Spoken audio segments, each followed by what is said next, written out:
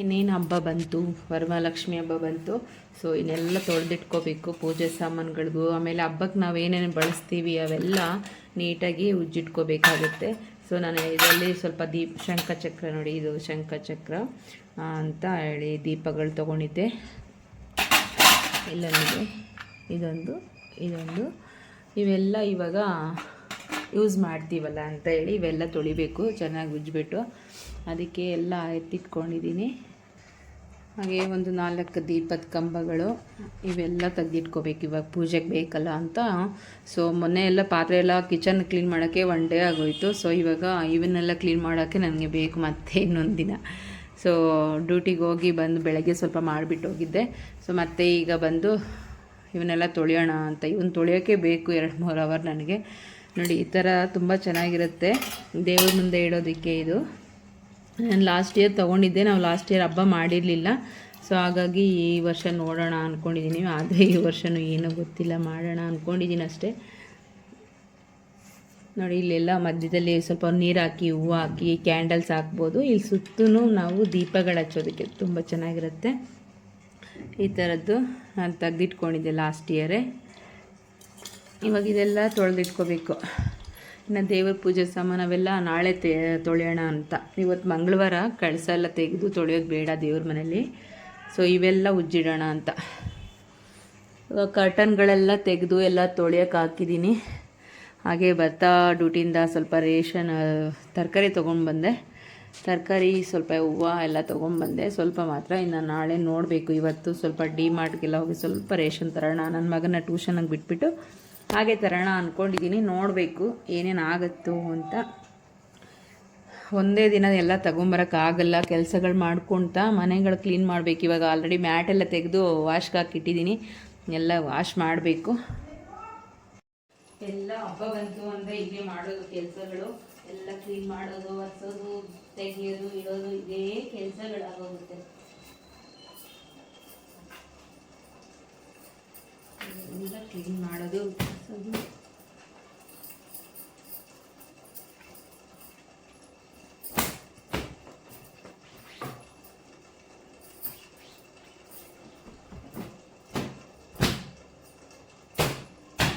ಫ್ಯಾನೆಲ್ಲ ಒರೆಸಿದ್ದೆ, busy ಎಲ್ಲ ಧೂಳೆಲ್ಲ ಒರೆಸಿದ್ದೆ already. ಅದಕ್ಕೆ ಕೆಳಗಡೆ ಎಲ್ಲ ಧೂಳು ಮತ್ತೆ ಬಂದು ಕೂತಿದೆ ಮೇಲ್ಗಡೆ ಒರೆಸಿದ್ದಕ್ಕೆ. ಬೆಳಗ್ಗೆ ಟೈಮ್ ಆಗಲ್ಲ ನನಗೆ, ಅದಕ್ಕೆ ಡ್ಯೂಟಿಯಿಂದ ಬಂದು ಮತ್ತೆ ಇವಾಗ ಮತ್ತೆ ಸ್ಟಾರ್ಟ್ ಮಾಡ್ಕೊಂಡಿದ್ದೀನಿ. ಈಗ ಮತ್ತೆ ಮಕ್ಕಳನ್ನ ಕರ್ಕೊಂಬರಕ್ಕೆ ಹೋಗಬೇಕು. ಹಾಗೆ ನನ್ನ ಮಕ್ಕಳದು ಪೇರೆಂಟ್ಸ್ ಟೀಚರ್ ಮೀಟಿಂಗ್ ಇದೆ.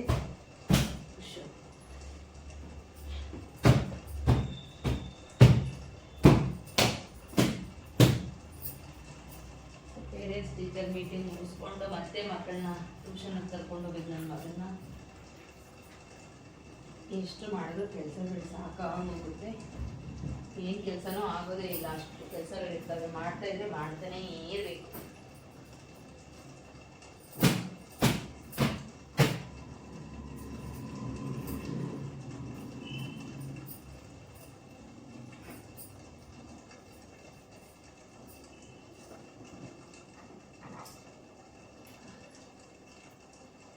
ಶೆಲ್ಲೆಲ್ಲ ಎಲ್ಲೆಲ್ಲೋ ಬಿಡಿಸಿ ಇಟ್ಟಿರ್ತಾರೆ ಮಕ್ಕಳು.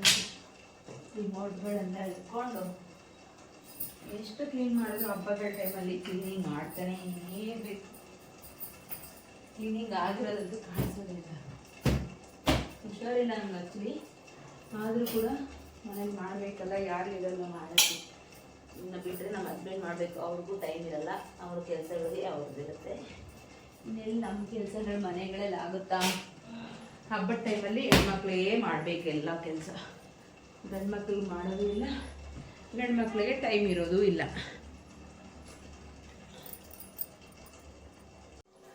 ಎಲ್ಲ ಮಾಡಿ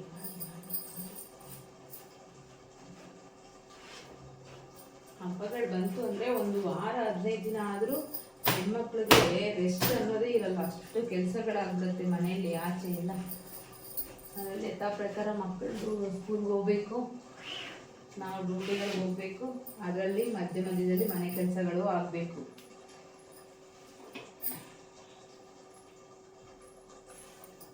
ಈಗ ಮ್ಯಾಟೆಲ್ಲ ಸ್ವಲ್ಪ ತೊಳ್ಕೊಂಡ್ಬಿಡೋಣ ಅಂದ್ಕೊಂಡು ಬೆಳಗ್ಗೆ ನೆನೆಸಿಬಿಟ್ಟು ಹೋಗಿದ್ದೆ. ಡೋರ್ ಮ್ಯಾಟ್ಗಳು ಒಂದಷ್ಟು ಇವಾಗ ಒಂದೆರಡು ಸೇರ್ಕೊಂಡು ಎಲ್ಲ ಸೇರಿ ವಾಶ್ ಮಾಡಿಬಿಡೋಣ. ಎಲ್ಲ ತೊಳೆದಿದ್ದಾಯಿತು. ಈಗ ತಗೊಂಡೋಗಿ ಒಣಗಾಕೋಣ. ಮ್ಯಾಟ್ಗಳೆಲ್ಲ ತೊಳೆದು ಹಾಕ್ಕೊಂಡೆ.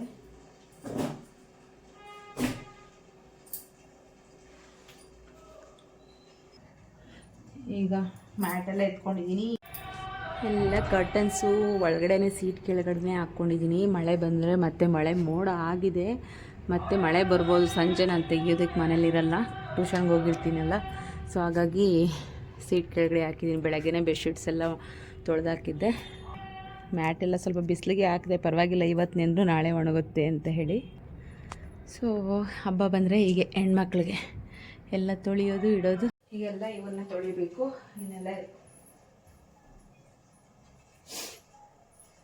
ಸೊ ಸಿಂಕಲ್ಲಿ ಪಾತ್ರೆಗಳೆಲ್ಲ ಇದ್ದು ಅವೆಲ್ಲ ತೊಳೆದಾಕ್ಬಿಟ್ಟೆ. ಯಾಕೆಂದರೆ ಪೂಜೆ ಸಾಮಾನು ನಾವೇನೇ ಪೂಜೆಗೆ ಬಳಸೋದನ್ನ ತೊಳಿಬೇಕು ಅಂದರೆ ಎಂಜಿಲ್ ಪಾತ್ರೆಗಳೆಲ್ಲ ಇದ್ದಾಗ ಅದ್ರಲ್ಲಿ ತೊಳಿಬಾರ್ದು.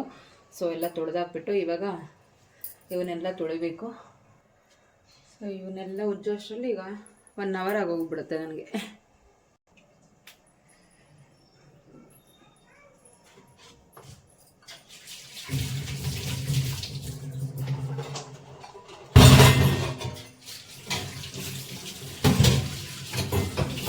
ನೋಡಿ ಒಂದೊಂದು ಸ್ಟೆಪ್ಪಲ್ಲೂ 5-5 ಸ್ಟೆಪ್ ಇರುತ್ತೆ. ಇಲ್ಲಿ 5-5 ಬತ್ತಿಗಳು ಹಾಕ್ಕೋಬೋದು.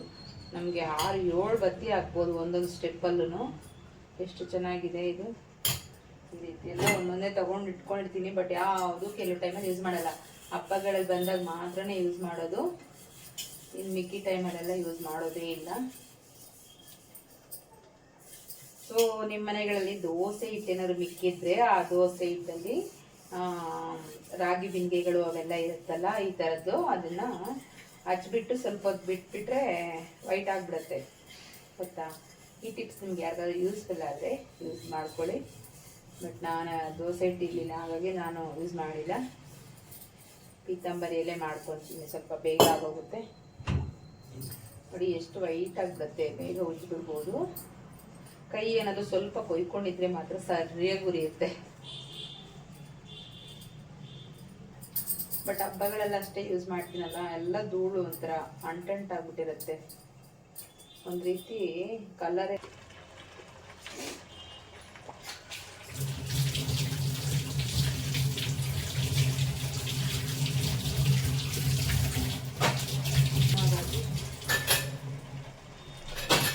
ಸಣ್ಣದೆಲ್ಲ ಇಷ್ಟು ತೊಳೆದು ಇಟ್ಕೊಂಡ್ಬಿಟ್ಟೆ. ಈಗ ಪಿನ್ನಿಗಳಾಯಿತು. ನೀವು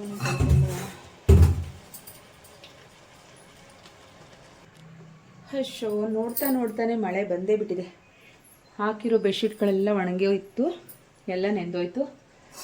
ಸೊ ಹೋಗಿ ತರೋಣ ಅಂದ್ಕೊಂಡು ವಿಂಡೋದಲ್ಲಿ ನೋಡ್ತಾ ಇದ್ದೆ, ಏನು ಕಾಣಿಸ್ಲೇ ಇಲ್ಲ. ಮಳೆ ಆಲ್ರೆಡಿ ಬಂದೇ ಬಿಟ್ಟಿದೆ. ಈ ಮಳೆ ಅಂತೂ ತುಂಬ ಆಟ ಆಡ್ಸುತ್ತೆ. ಮಳೆಗಾಲ ಬಂತಂದರೆ ಹೀಗೆ ಬರೀ ಆಟ ಆಡೋದು, ಹೋಗೋದು ತೆಗಿಯೋದು, ಬಿಸಿಲು ಬಂದಾಗ ಮತ್ತೆ ಬರೋದು. ಮತ್ತೆ ಇದು ನೋಡು, ಇದು ನಾವು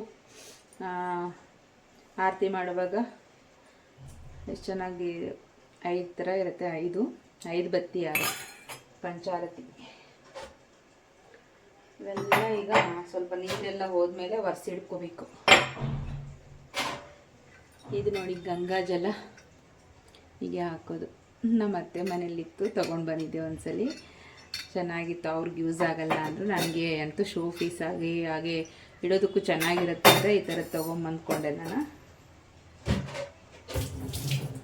ಈ ಹಬ್ಬಗಳು ಬಂತಂದರೆ ಇದೆ ಮೇಲೆ ಕೆಳಗೆ ಓಡಾಡಿ ಸಾಕಾಗೋಯ್ತು. ಮೇಲೆ ಹೋಗಿ ಆಗಷ್ಟೇ ನೋಡ್ಕೊಂಡು ಬಂದೆ, ಮಳೆ ಬಂದಿಲ್ಲ ಬಿಡು ಅಂತ.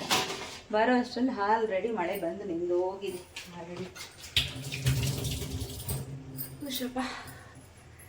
ಸೊ ಇವತ್ತಿಗೆ ಮುಗೀತು. ಆಮೇಲೆ ನೋಡೋಣ ಕೆಲಸಗಳು.